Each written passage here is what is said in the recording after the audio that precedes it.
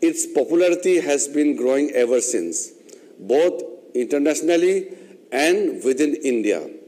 Today, yoga is not seen just as a practice native to India, but as India's gift to the world, and it has made their own by everyone. International Day of Yoga 2021 has come at such a juncture this year when the country and the world are recovering from COVID-19 pandemic. Keeping this in mind and highlighting it, this year's theme has been kept as Yoga for Wellness. Focusing on International Day of Yoga observance this year, the Ministry of Ayush continues to play a pivotal role to raise the profile of yoga and strives to make it accessible in every village, every home. Adapting rapidly, the ministry has launched a variety of digital tools, free yoga resources, training sessions, and certification drives. The ministry has also partnered with other ministries, organizations, educational institutions, local communities, and experts to disseminate the message and practice of yoga. Collaborations with private sector bodies and associations are also being fused to increase the spread of yoga. With these words, I would like to thank and congratulate everyone today on these landmark occasions. My compliments also to numerous organizations and people who have worked hard to make this observation a grand success. I wish you all great health and a happy International Day of Yoga.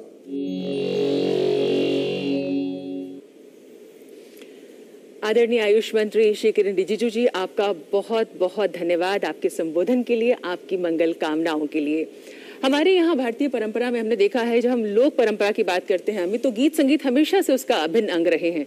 योग के संबंध में भी हम कह सकते हैं कि एक योग एंथम तैयार किया गया है ताकि जन जन तक इस संदेश को पहुंचाया जा सके कि योग हमारे जीवन के लिए कितना महत्वपूर्ण है।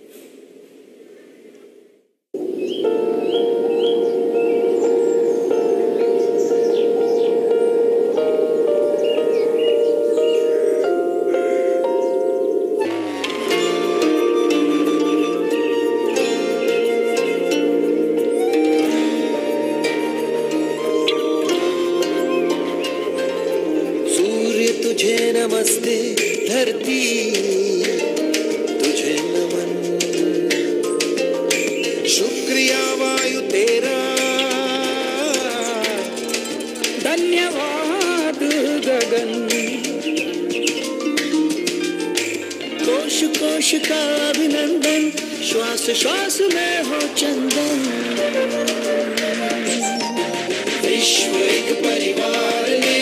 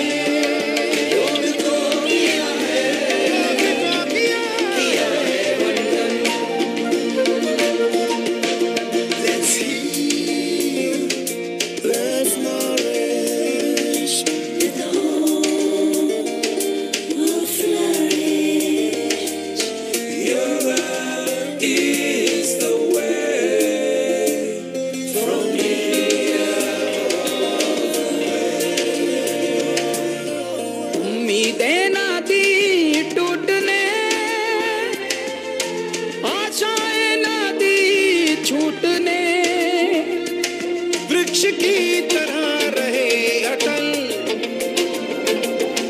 योग ने ना दिया झुकने। प्राण प्राण का ये बंधन, जीव जीव में स्पंदन। विश्व एक परिवार ने योग को किया है, किया है बंधन। विश्व एक परिवार ने योग को किया है, किया है बंधन। विश्व एक परिवार ने योग को किया है, किया है बंधन।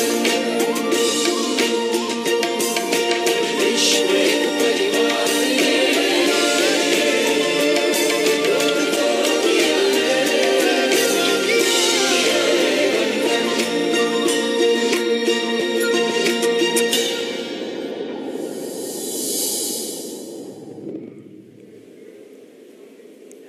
विश्व एक परिवार है और फिर चाहे योग हो या गीत संगीत, ये विश्व को जोड़ता है। उल्लेखनीय है कि 21 जून अंतर्राष्ट्रीय योग दिवस तो है ही, साथ ही अंतर्राष्ट्रीय संगीत दिवस भी है। बिल्कुल सही आपने कहा। और अभी जो विश्व एक परिवार है बात कही गई, हमारे तो परंपरा में हमेशा से कहा गया वसुदेव कुटुंबकम, यानी पूरे विश्व को हम अपना परिवार मानते हैं।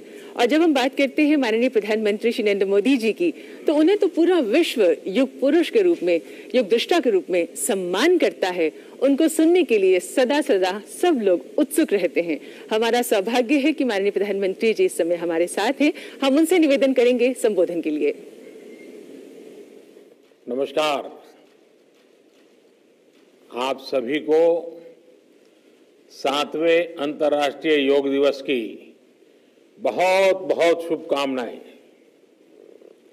आज जब पूरा विश्व कोरोना महामारी का मुकाबला कर रहा है, तो योग उम्मीद की एक किरण भी बना हुआ है। 2 वर्ष से दुनिया भर के देशों में और भारत में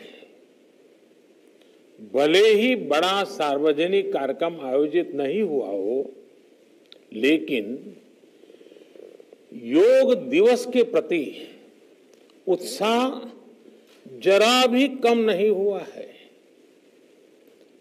कोरोना के बावजूद इस बार की योग दिवस की थीम योगा फॉर वेलनेस ने करोड़ों लोगों में योग के प्रति उत्साह को और भी बढ़ाया है।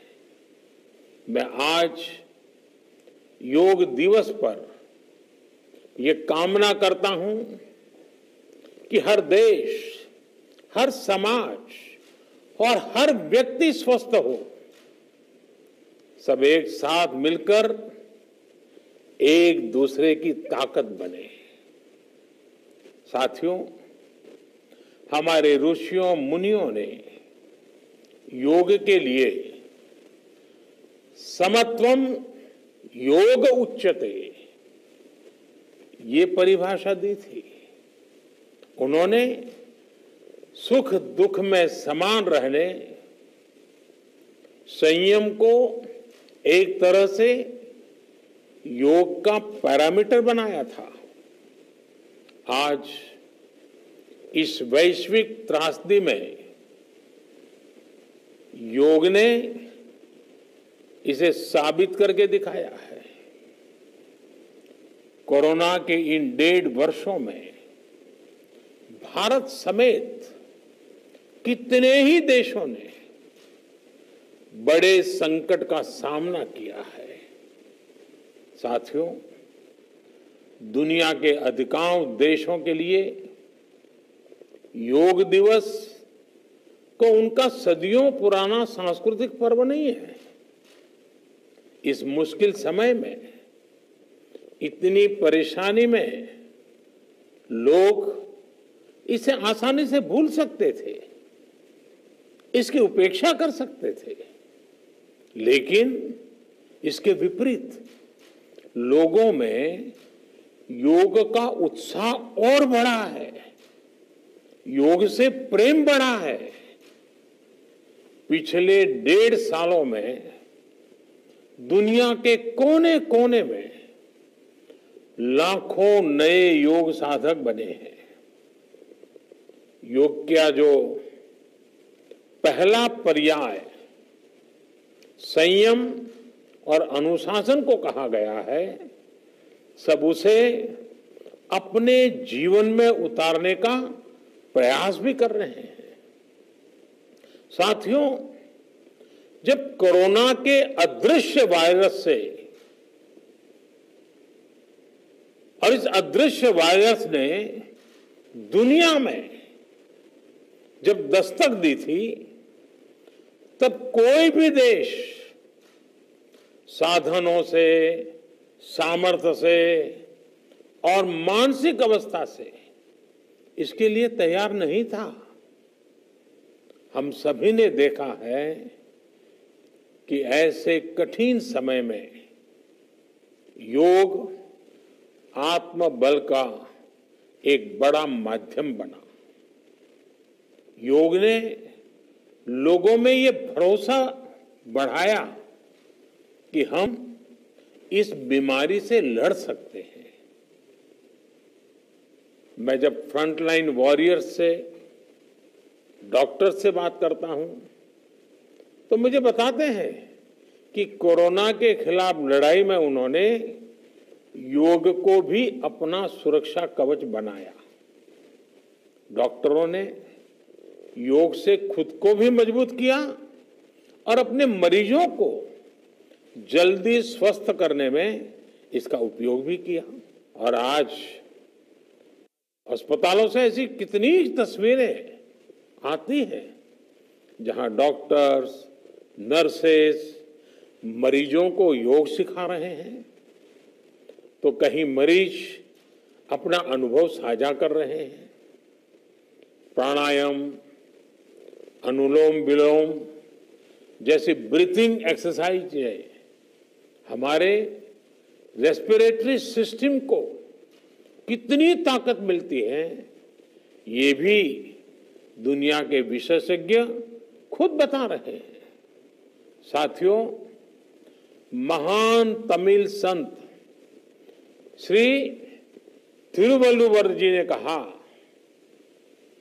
नोई नाडी नोई मुद्दल नाडी हदु तनिकुम वायनाडी वाय पच्चयल। अर्थात अगर कोई बीमारी है तो उसे डायग्नोज करो, उसकी जड़ तक जाओ, बीमारी की वजह क्या है ये पता करो, फिर उसका इलाज सुनिश्चित करो। योग यही रास्ता दिखाता है।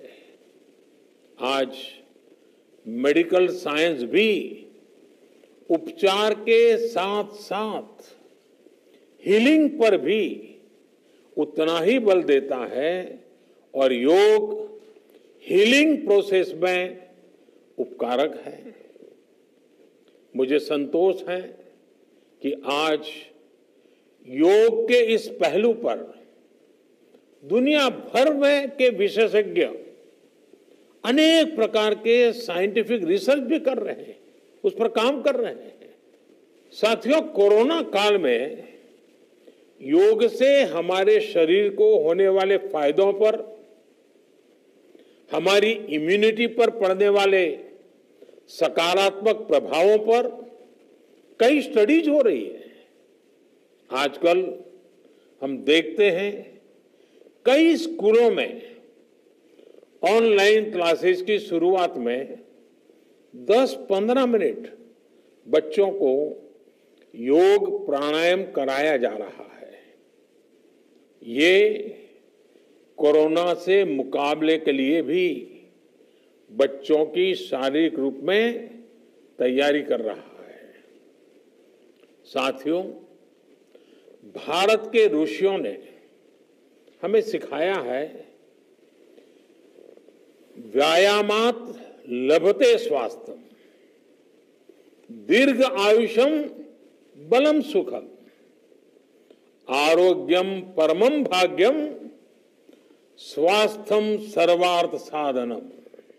अर्थात योग व्यायाम से हमें अच्छा स्वास्थ्य मिलता है, सामर्थ्य मिलता है और लंबा सुखी जीवन मिलता है। हमारे लिए स्वास्थ्य ही सबसे बड़ा भाग्य है और अच्छा स्वास्थ्य ही सभी सफलताओं का माध्यम है। भारत के ऋषियों ने, भारत ने जब भी स्वास्थ्य की बात की है तो इसका मतलब केवल शारीरिक स्वास्थ्य नहीं रहा है। इसलिए योग में फिजिकल हेल्थ के साथ साथ मेंटल हेल्थ पर इतना जोर दिया गया है। जब हम प्राणायाम करते हैं, ध्यान करते हैं, दूसरी यौगिक क्रियाएं करते हैं तो हम अपनी अंतर चेतना को अनुभव करते हैं। योग से हमें ये अनुभव होता है कि हमारी विचार शक्ति, हमारा आंतरिक सामर्थ्य इतना ज्यादा है कि दुनिया की कोई परेशानी, कोई भी नेगेटिविटी हमें तोड़ नहीं सकती। योग हमें स्ट्रेस से स्ट्रेंथ की ओर और नेगेटिविटी से क्रिएटिविटी का रास्ता दिखाता है। योग हमें अवसाद से उमंग और प्रमाद से प्रसाद तक ले जाता है। Friends, yoga tells us that so many problems might be out there, but we have infinite solutions within ourselves. We are the biggest source of energy in our universe. We do not realize this energy because of the many divisions that exist. At times, the lives of people exist in silos. These divisions reflect in the overall personality as well. The shift from silo to union is yoga.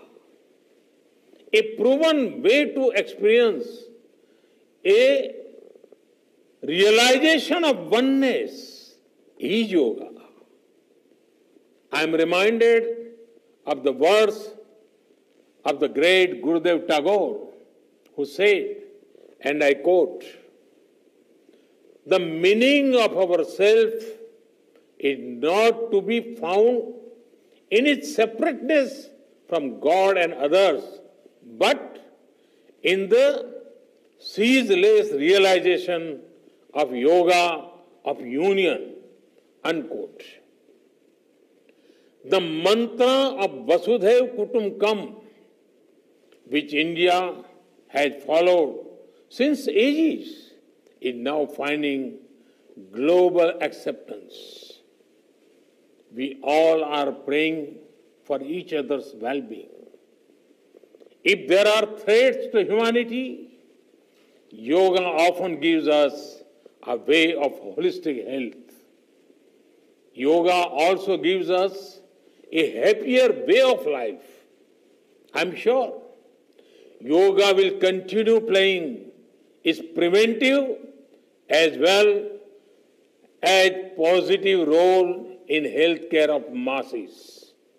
साथियों, जब भारत ने United Nations में अंतर्राष्ट्रीय योग दिवस का प्रस्ताव रखा था तो उसके पीछे यही भावना थी कि योग विज्ञान पूरे विश्व के लिए सुलभ हो।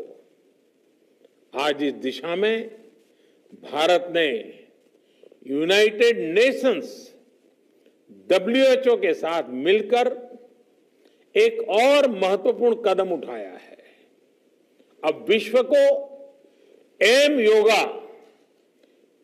योगा ऐप की शक्ति मिलने जा रही है।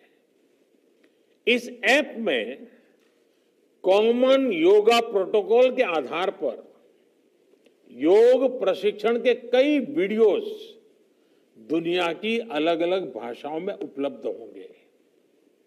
ये आधुनिक टेक्नोलॉजी और प्राचीन विज्ञान के फ्यूजन का भी एक बेहतरीन उदाहरण है। मुझे पूरा विश्वास है एम योगा ऐप योग का विस्तार दुनिया भर में करने और वन वर्ल्ड वन हेल्थ के प्रयासों को सफल बनाने में बड़ी भूमिका निभाएगा। साथियों, गीता में कहा गया है, तम विद्या दुख संयोग वियोगम योग संगीतम, अर्थात दुखों से वियोग को, मुक्ति को ही योग कहते हैं। सबको साथ लेकर चलने वाली मानवता की ये योग यात्रा हमें ऐसे ही अनवरत आगे बढ़ानी है। चाहे कोई भी स्थान हो, कोई भी परिस्थिति हो, कोई भी आयु हो, हर एक के लिए योग के पास कोई न कोई समाधान जरूर है। आज विश्व में योग के प्रति जिज्ञासा रखने वालों की संख्या बहुत बढ़ रही है। देश विदेश में योग प्रतिष्ठानों की संख्या में भी वृद्धि हो रही है। ऐसे में योग का जो मूलभूत तत्व ज्ञान है, मूलभूत सिद्धांत है, उसको कायम रखते हुए योग जन जन तक पहुंचे, अविरत पहुंचे, निरंतर पहुंचे, ये कार्य आवश्यक है। और ये कार्य योग से जुड़े लोगों को, योग के आचार्यों को, योग के प्रचारकों को साथ मिलकर करना चाहिए। हमें खुद भी योग का संकल्प लेना है और अपनों को भी इस संकल्प से जोड़ना है। योग से सहयोग तक का ये मंत्र हमें एक नए भविष्य का मार्ग दिखाएगा, मानवता को सशक्त करेगा। इन्हीं शुभकामनाओं के साथ आज अंतर्राष्ट्रीय योग दिवस पर पूरी मानव जात को, आप सभी को बहुत बहुत शुभकामनाएं, बहुत बहुत धन्यवाद।